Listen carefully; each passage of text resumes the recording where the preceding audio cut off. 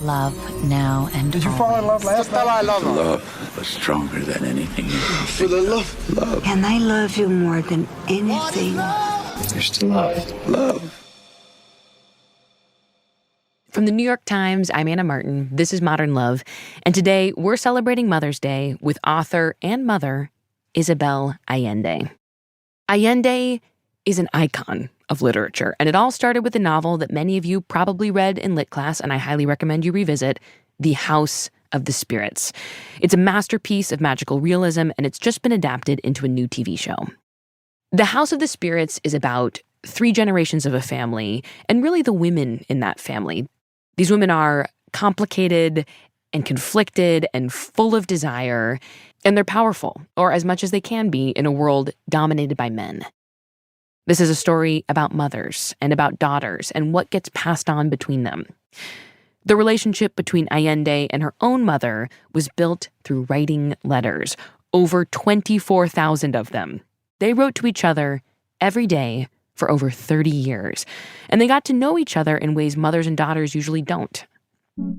I wanted to know what that was like, and I also wanted to know, should I be doing this? I have a mom. I text her multiple times a day, every day, but I've only ever written her a snail mail letter, I think once, when I wanted to be rescued from sleepaway camp. And I will say, for the record, she did not reply.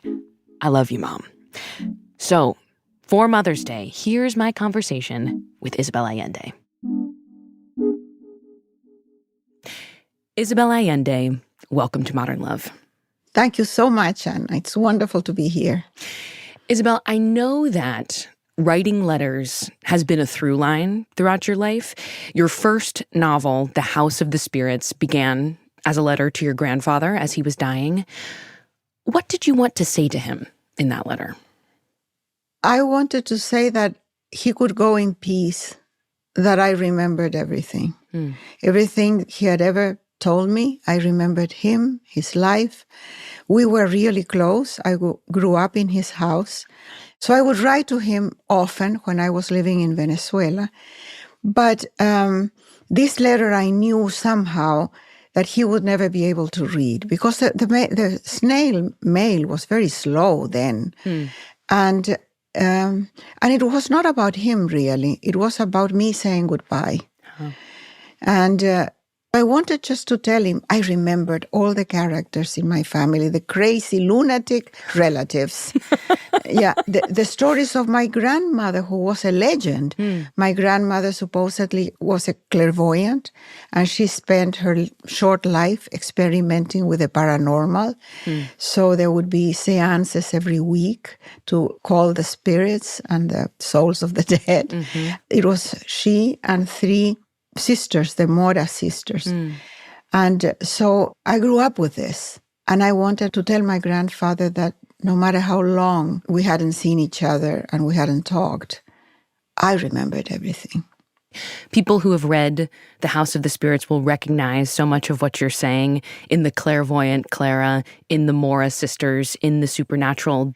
I want to talk more about what you said, that you had this sense that your grandfather would not be able to respond to this letter, right? Because he was in the process of dying as you began this letter.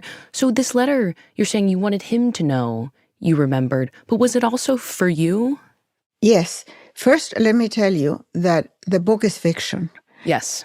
It started as a reminder, and then very quickly it turned into something that I couldn't describe. I didn't know if it was a memoir, a chronology, fiction.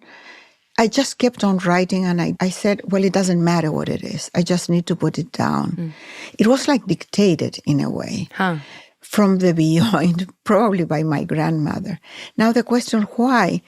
I thought my grandfather would not read it. First, as I said, because the mail was very slow. And then he was in his very late 90s. I think he was 98 or 99. And obviously, he was in his last breath. So it was a spiritual letter. Can I ask you a bit of a woo-woo question, but why not? When you heard this dictation, when you received it, were you hearing a voice? Was it a voice No. It was a sort of incredible speed to write. And it was easy. It was, I wasn't thinking. I didn't have a sketch of a script, nothing. I just sat down and started to write. And then my relatives and their stories and the characters and what was happening in the country just happened on the computer in spite of me. I wasn't even a computer. It was a portable typewriter with no copies, just one copy. So what happened, it's magical. It has never happened to me again. And I've been writing for 45 years. That feeling that the whole book is inside you and your job is to show up and just write it down before you forget. I've heard authors of amazing works of literature, such as, I mean, to just say, yeah, I mean, I didn't work that hard. Of course you're not actually saying that, but it was inside you. You were 40, right, when you started this book? Yeah, 40 when I finished the book. My agent said two things that are important. She said, one, that everybody can write a first good book because everything is inside. It's your experience, your memories, your feelings, everything. The second book is a challenge. And the other thing she said is that you will have to do double the effort of any man to get half the recognition because you're a woman. Has that been true, Isabel? Absolutely true. But I wouldn't say double, 3 times the effort. That actually is a good segue into this question about, I want to talk more about The House of the Spirits, which has been adapted into a stunning TV show. For people who are not familiar with the story, what would you say is at the heart of The House of the Spirits?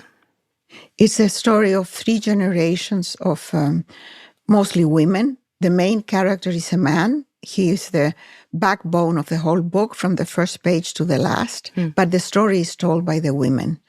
And it is the story of this family and the story of a country, how both stories blend in and mix. Was there this is maybe another way to ask what's at the heart of this book, but was there a question you were trying to answer with The House of the Spirits? No, I was trying to remember. It was, I think, an exercise in nostalgia, in trying to get back everything I had lost in exile. My country, my home, my family, the memories that were fading. I was forgetting.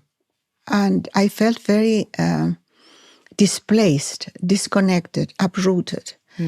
And in a way, writing the story down grounded me. And gave me a voice, a purpose, something to do. I was sort of desperate. I was working in administering a school, 12 hours a day, 2 shifts. That's not the kind of job I know how to do or I want to do, but I had to make a living. So the writing, which was my first book, my first experience, it was such a joy. I was creating a universe in which I was like God. I could do whatever I wanted. You were powerful, huh? Yeah. In a way that you did not feel in your day-to-day life. Oh, no. My day-to-day life was flat. Nothing was happening. My marriage was collapsing. My children were leaving the nest. And my job didn't mean anything to me. And I was displaced. I was a stranger, a foreigner. It's interesting then from that place of power. You mentioned the 3 women whose stories are told in The House of the Spirits. And these women, at least ostensibly, do not have much power, right? They're hemmed in by the family, by their roles, by the patriarchy, by society. But each of these 3 women find these ways to express themselves and exert their power, whether it's through making art or connecting to the supernatural or writing. You've spoken about how these characters are inspired by women in your life. Can you speak a bit to that? The real women, Clara in The House of the Spirits is my grandmother. Exaggerated. My grandmother, I'm sure, could not play the piano with the lid on. I am... Well, do you know that for sure? Maybe she just did it I don't know not it for around sure. you. No, but you know, Anna, the legend of my grandmother grew in time. So I don't know what she could do really, but as the stories were told, everybody added a little bit. So my grandmother became, in my memory, this magical creature that could interpret dreams and could know what was going to happen. She would feel the earthquakes before they happened. I was going to say, do you remember a time when you were young where she predicted something and it came true? Does something come to mind? No, but when I was born, she looked at my back immediately and found a star in my back, which most kids have. A star. It's a birthmark Gotcha. that most kids have in their back. But according to my grandmother, that means that I would have good health and have good luck. And therefore, I didn't need to get vaccinated or anything because I was... You're going to be fine. Yeah. She was like, I'll that's be good. fine. Yeah, it's all good. So I was brought up with a sort of mild neglect that was really, really good because I had to fend for myself. That's interesting. Given that I had good health and good luck. You don't need to worry about Isabel. because We she has a don't star have on to her worry back, about it. Yeah. She's fine. She's fine. She's coughing a lot, but I think she'll be But okay. it doesn't matter. I love that. Born Lucky.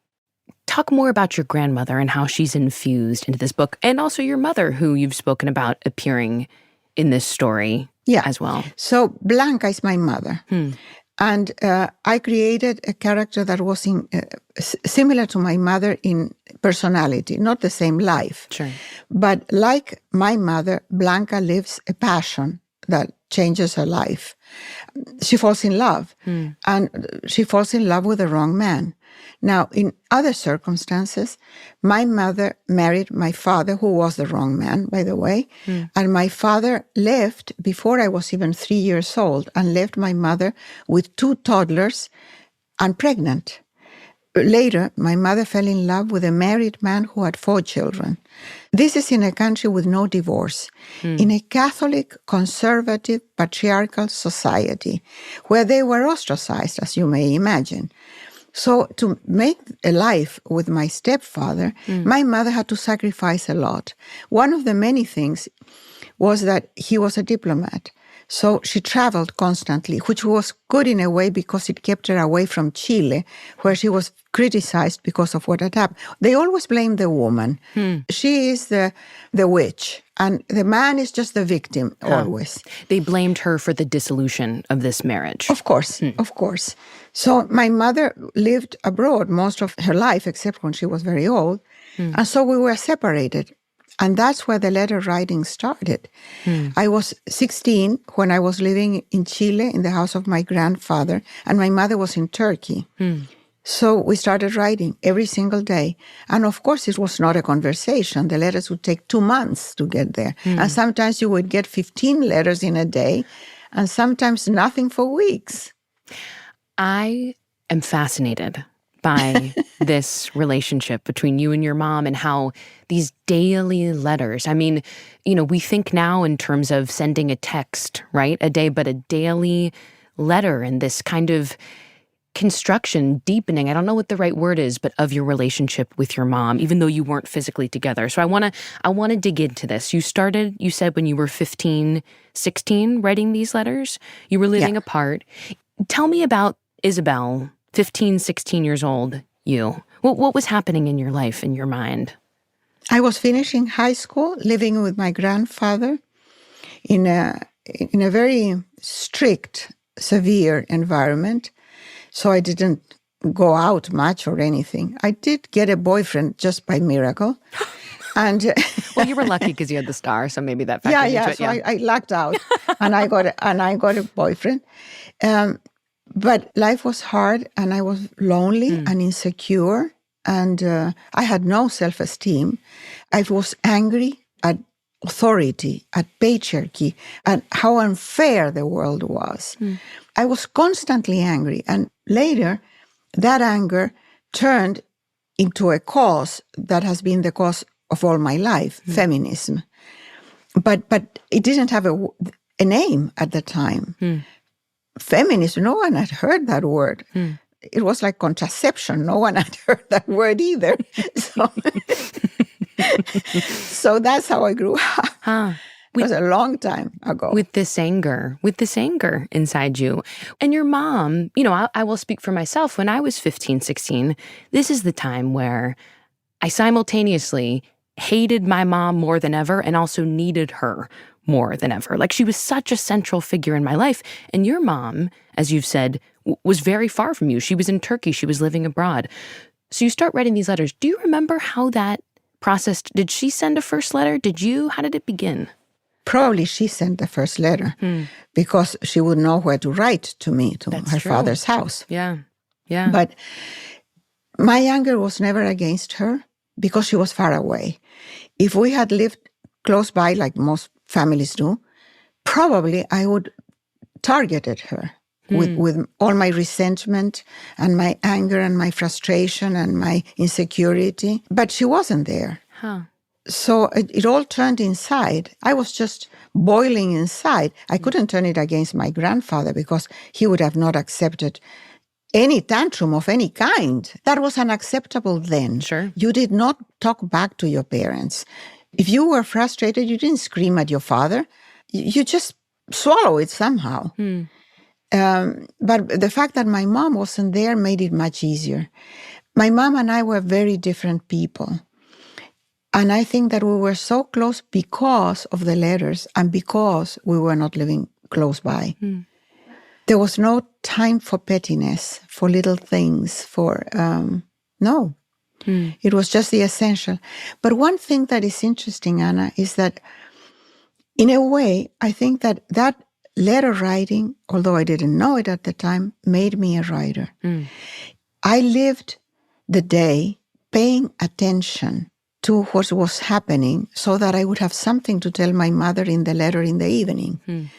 So I wasn't distracted as we usually are in life. I was paying attention. And that's a great training for writing. So when my mom died, what I missed the most is my letters to her, not her letters to me. Because my letters forced me to observe my life, to record it, to pay attention, to understand what I was doing wrong, what was working, to all those things, Of course, I would get my mother's feedback. And then when email was invented, the feedback would be the same day or the next day. And that made it easy because otherwise it was never a conversation. But it changed me, the letter writing, more than anything else. We'll be right back.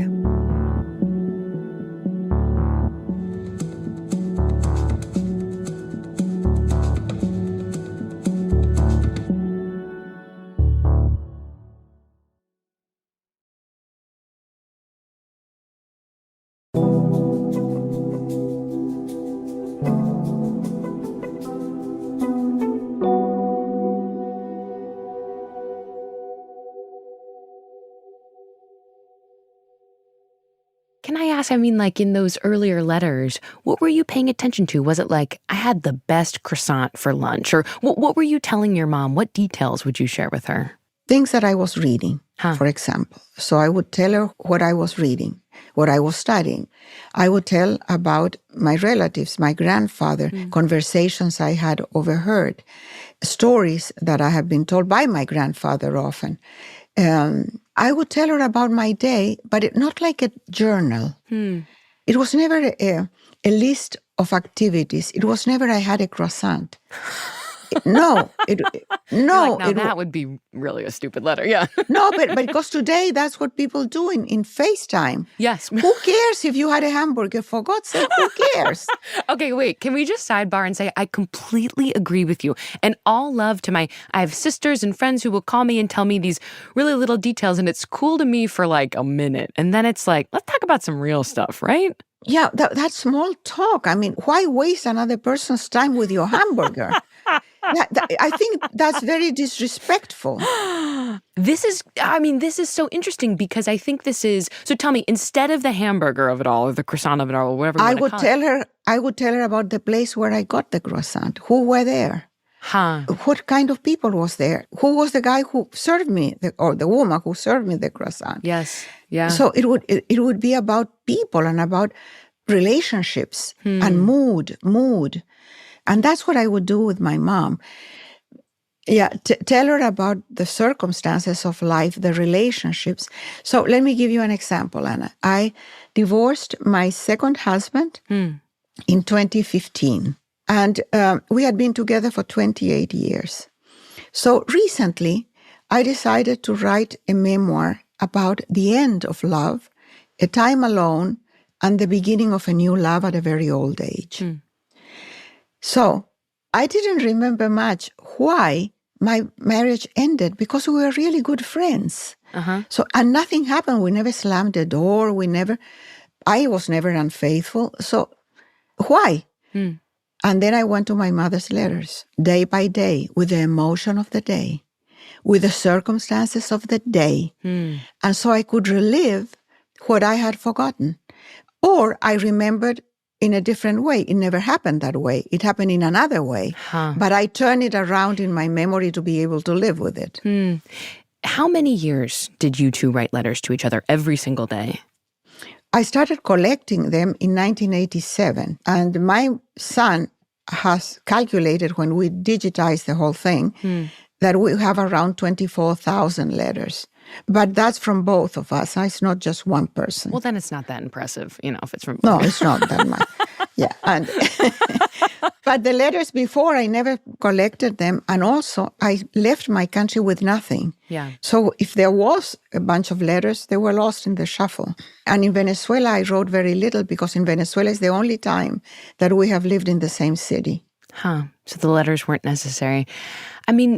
24,000 existing letters of more that were left behind.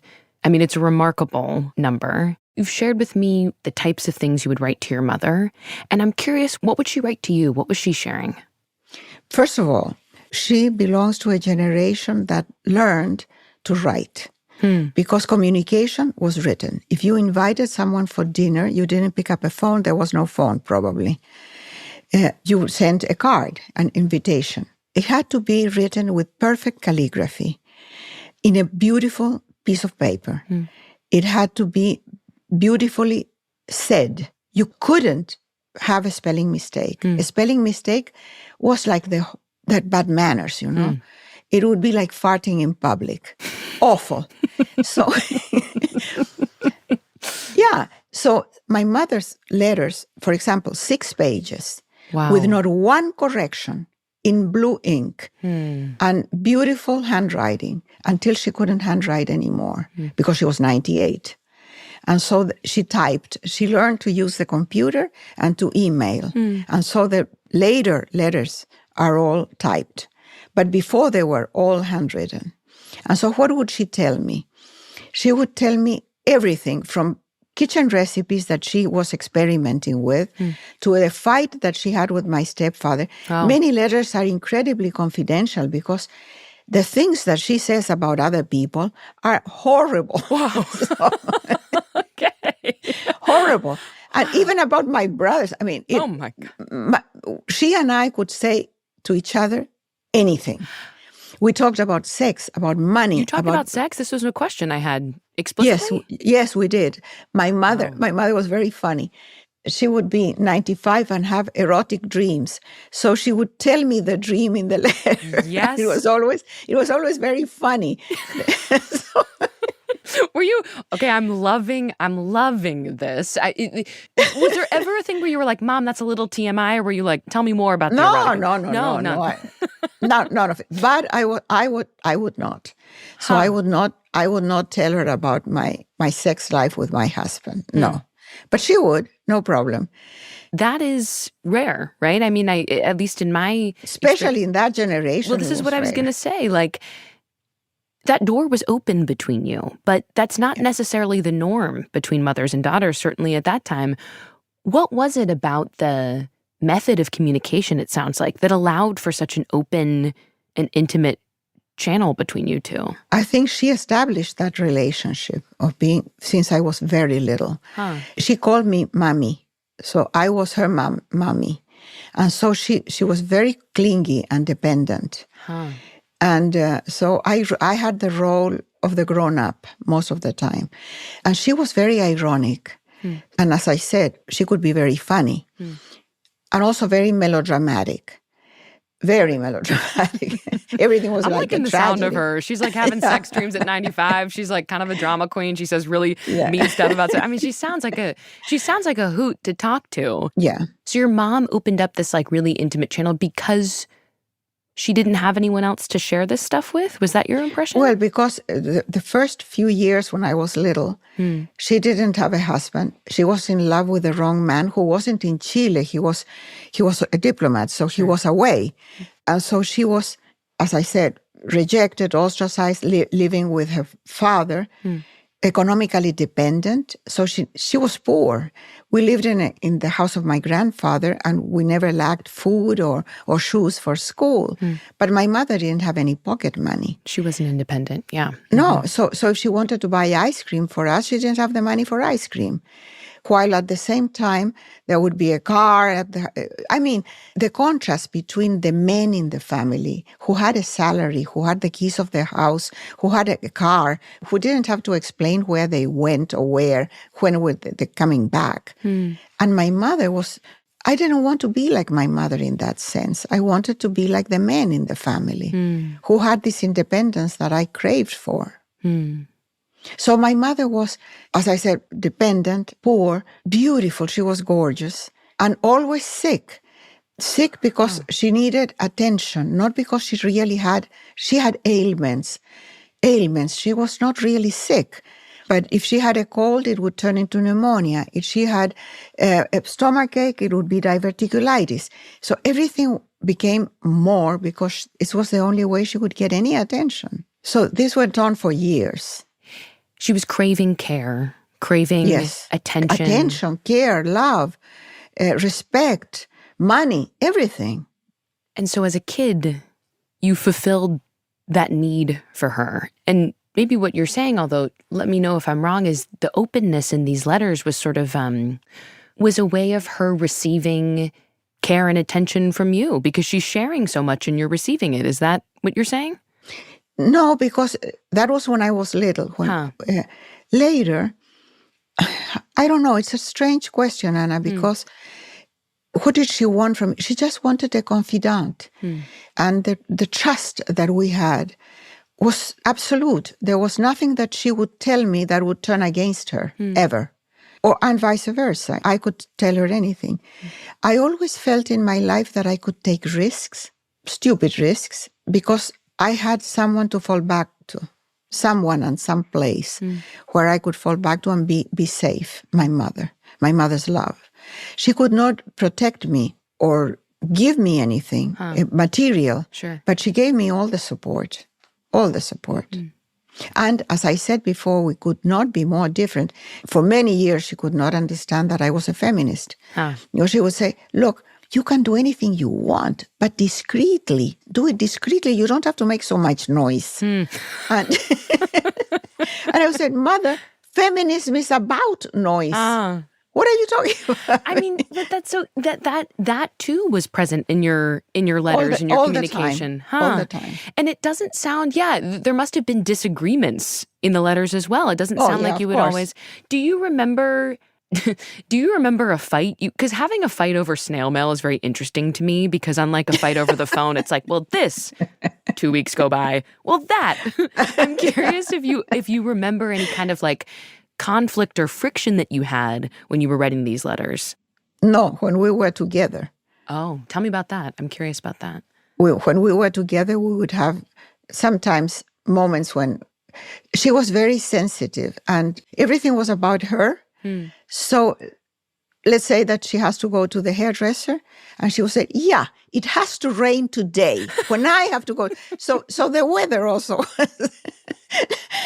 So she would misplace the keys. Somebody stole my keys. And so we would get in a fight. Right. But by mail you can't. So that's why my relationship with her was so perfect. And then on the other hand, Anna, I am bossy.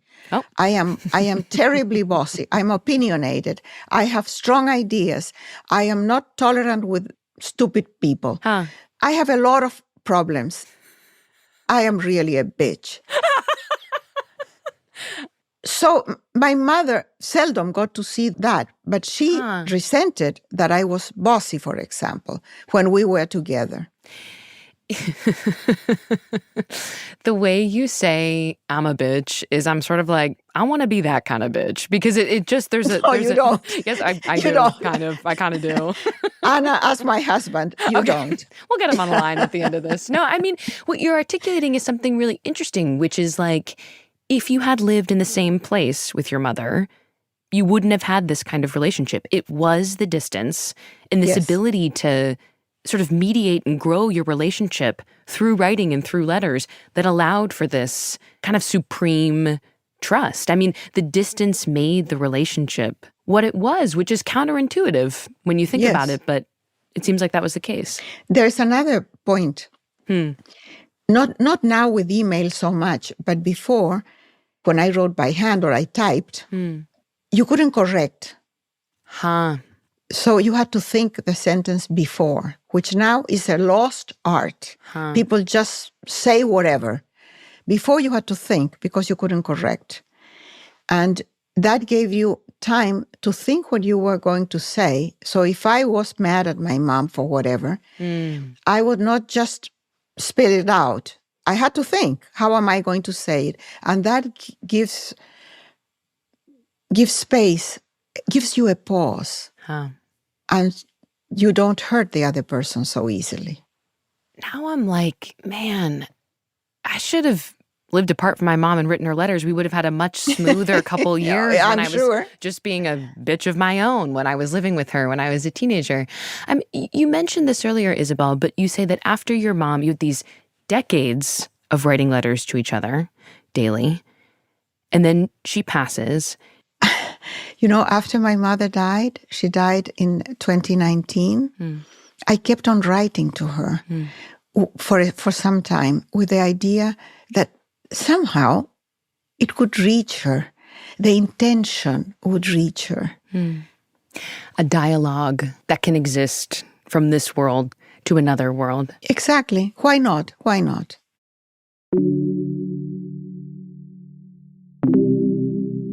Stay with us.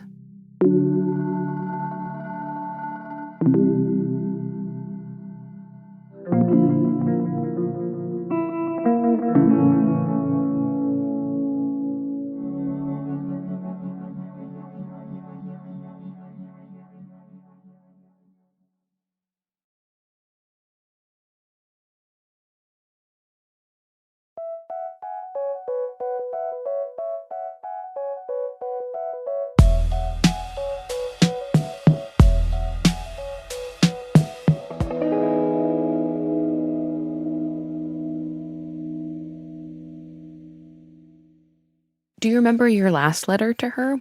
The last letter was the last day that she hemorrhaged. And that happened at around 9:00 on a Sunday.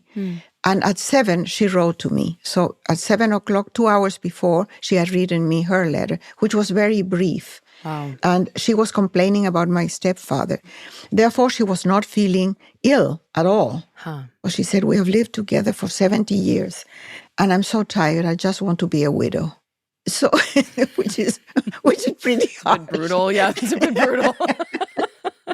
Well, you know, we stay who we are until the end, I guess, yeah. But that gives you an idea of her irony. Yes. She wouldn't say, I want him to pass away. No, she would say, I want to be a widow. It's all about her. It was about her. It was about her. It was about her. I loved her. How can you not love a person like that? Well, I really am feeling, this is what I'm saying. I'm like, man, I want to hang out with you guys. Like there is this, I'm getting this sense of funny, kind of prickly. She sounds like someone you'd want to keep talking to. Yeah. I asked you about the last letter that she wrote to you. Do you remember the sort of, if not the last letter, the feeling when you stopped writing to her? This letter writing to your mom had been a constant presence in your life for decades. What was it like to not have that as part of your life anymore? Sad and a sort of emptiness. Something is missing. But what I have seen in these years is that I don't pay attention anymore. I go through life like everybody else, just in not noticing, because I don't have the obligation to write to my mother in the evening. Look, I wrote to my mother every day, even when I was on a book tour. And some of the book tours were crazy. For example, one of them, the latest, it was 23 cities in 30 days. And I did also Europe and South America. So you can imagine that months with a suitcase on the road, I would write to her every evening. Okay, so for anyone listening who can't call their mom back, I want you to hear that Isabel Allende was on the road to 23 cities in 30 days. Writing and wrote to her. a letter to her mom. I want to turn now to a different relationship in your life that you also have written about, your relationship with your daughter, Paula, a relationship that many readers have connected with. You've shared your loss of Paula in her 20s. You wrote a book about this experience, and it started out as a kind of letter to your daughter, similar to how The House of the Spirits started off as a letter to your grandfather. What did you want to tell your daughter in these letters? First, let me tell you that when Paula fell in love, she went with her husband to live in Spain. And so my mother, she and I shared, it was like a triangle of letters. I would send letters to my mom and Paula. So I have letters that are from the three of us. And Paula had a rare condition called porphyria that should not be fatal. But she had a crisis in Madrid and went to the hospital, and she fell in a coma. She ended up with severe brain damage. During those 5 months, I was in the hospital with her. And what I was told was that people in a coma, often when they wake up, they have lost parts of their memory or all of it. And it takes a while to recover those memories, and some people just don't. I started a notebook to tell Paula her life, so that she would remember who was her husband, who was her family, where she came from, what was the past of her country and her family, and who was she. So that was the intention of the first part during those 5 months. I had written to my daughter hundreds of letters, but when she was in the hospital, it was a different kind of letter because it was like informing her. Right. Like explaining to her where she came from. I was sure she was going to recover, that she was going to wake up at some point. I was waiting for her to open her eyes, to be able to disconnect her from a ventilator. But it didn't happen.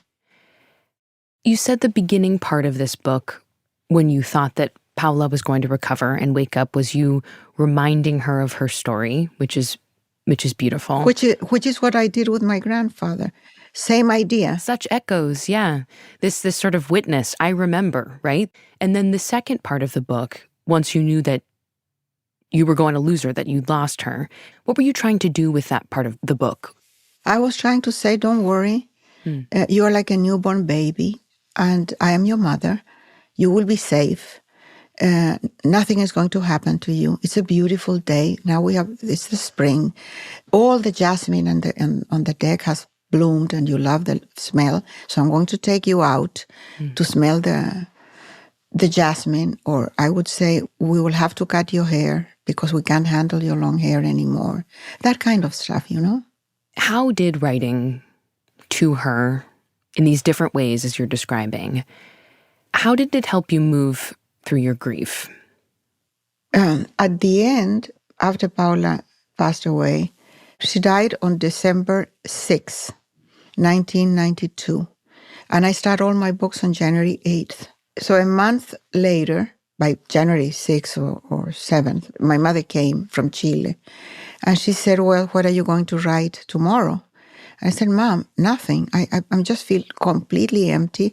I am incredibly sad. Nothing. And she said, if you don't write, you will die. She said, this is a long tunnel that you will have to walk alone. But there is light at the end. You just keep walking, one step at a time, one day at a time, word by word. And so get started tomorrow. And then the next day, January 8th, she accompanied me to my office. Your mom and did. My mom did. And she said, I'm going to Macy's to buy a sweater. So, and she gave me back the letters that I had written to her during that year. And she said, read them. They're in chronological order. And you will realize that the only way out for Paula was death. She's free now. So she left, and she came back like 6 hours later without a sweater.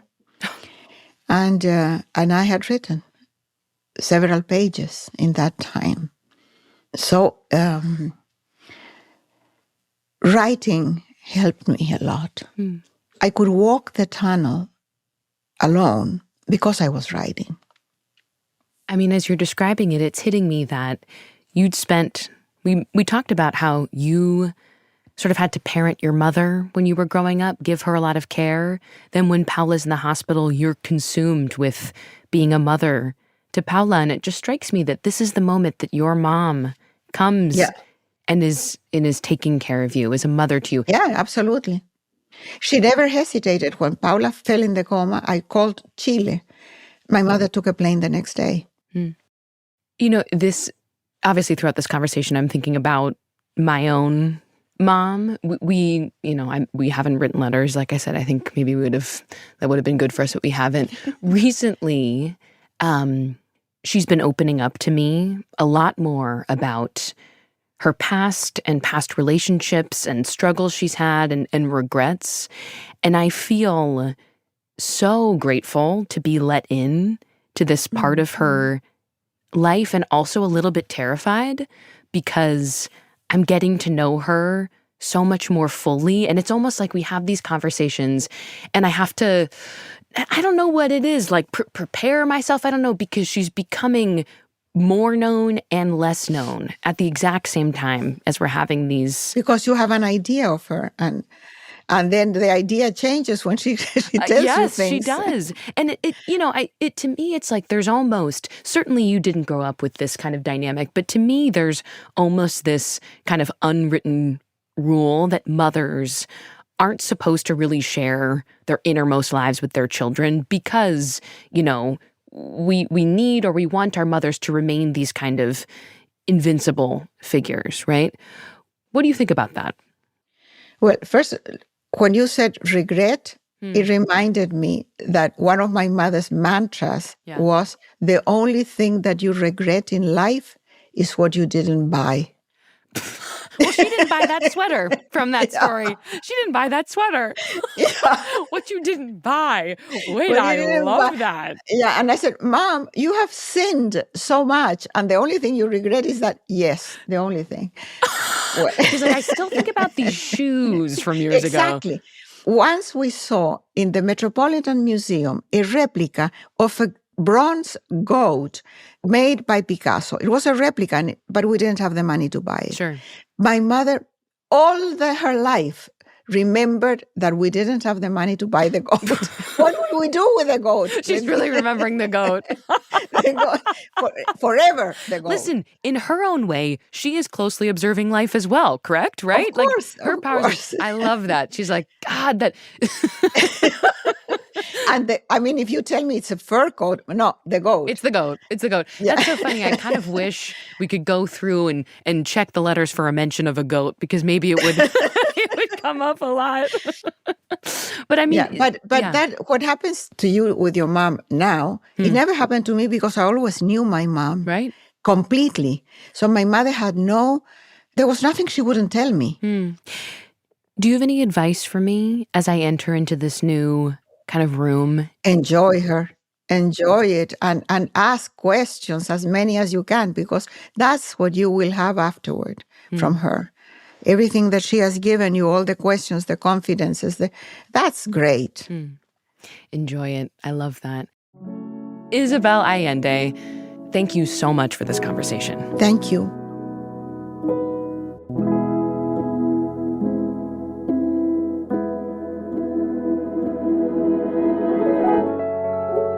The TV series The House of the Spirits that we discussed in today's episode is out now. The Modern Love team is Davis Land, Elisa Gutierrez, Lynn Levy, Reva Goldberg, and Sarah Curtis. This episode was produced by Sarah Curtis. It was edited by Lynn Levy. Our mix engineer was Daniel Ramirez. Original music in this episode by Rowan Nemistow, Pat McCusker, and Dan Powell. Dan also composed our theme music. The Modern Love column is edited by Daniel Jones, and Mia Lee is the editor of Modern Love Projects. If you'd like to submit an essay or a tiny love story to the New York Times, we have the instructions in our show notes. I'm Anna Martin. Thanks for listening.